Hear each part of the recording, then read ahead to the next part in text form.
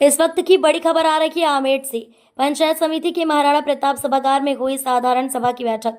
सभा में उपखंड स्तरीय समस्त अधिकारी कार्मिक रहे उपस्थित। मंगरा विकास योजनाओं के अंतर्गत वर्ष 2025 के वार्षिक योजनाओं का किया अनुमोदन। सभा में पंचायत समिति सदस्य, जिला परिषद सदस्य व जनप्रतिनिधियों ने भाग लिया। अध्यक्षता प्रधान अनंची देवी गुर्जर ने की। विकास अधिकारी गुलाब सिंह गुर्जर ने जल जीवन मिशन एवं लाइट संबंधित शिकायतों को समय पर पूरा करने के लिए अधिकारियों को पाबंद किया। जनप्रतिनिधियों ने अधिकारियों को लिया आड़े हाथ। प्लान अगर अनुमोदित फाइनल अप्रूव नहीं हुआ है तो इसको पुनः लौटाया जिलों को और ब्लॉक को कि इसको संशोधित किया जाए और विद्यालयों की मरम्मत के जो कि योजना में प्रावधान है 20% कार्य अनिवार्य रूप से लिए जाए। मैं सदन की जानकारी में लाना चाहूंगा कि 20% कार्य अपने इस मगरा प्लान जो कि 5 करोड़ 31 लाख का था तो 20% की गणना के हिसाब से होते हैं 1 करोड़ 6 लाख। तो इतने तो लेने ही थे अनिवार्य रूप से। माननीय विधायक महोदय के को भी सरकार की तरफ से ये पत्र आया था कि 20% कार्य लेने ही है अनिवार्य रूप से, लेकिन फिर भी मैंने एमएलए साहब से रिक्वेस्ट की, सीपी साहब से भी माननीय सीपी साहब से भी रिक्वेस्ट की।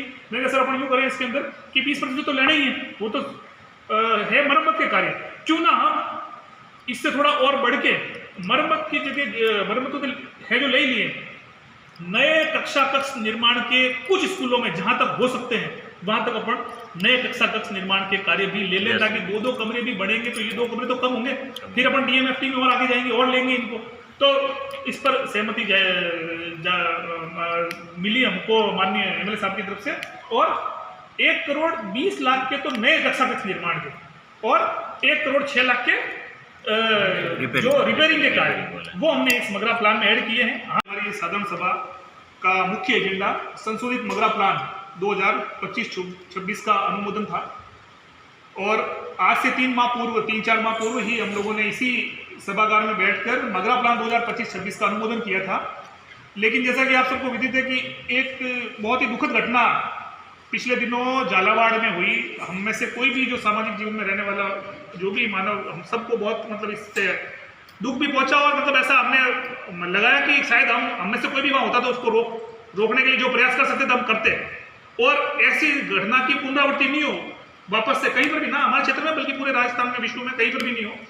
तो उसके लिए हम लोग क्या कर सकते हैं, तो इसके लिए हमने सरकार स्तर पे और सभी जनप्रतिनिधि स्तर पे और मानव के नाते भी हमने जितने भी प्रयास हमसे हो सकते थे हमने इस तरफ थोड़ा ध्यान दिया। तो राज्य सरकार की ये ऐसी सोच रही कि पहले तो एक बार सर्वे कराया जितनी भी जो ऐसी स्कूलें हैं, ऐसी आंगनवाड़ी हैं जो जर्जर हैं और जहाँ जो असुरक्षित है। तो आपको पता है, आप लोगों लगातार न्यूज़ में भी सुना और हम लोग भी आए, टीमें आई, हर ग्राम पंचायत में गए, एक स्कूल, एक आंगनवाड़ी जो संचालित है उनका देखा।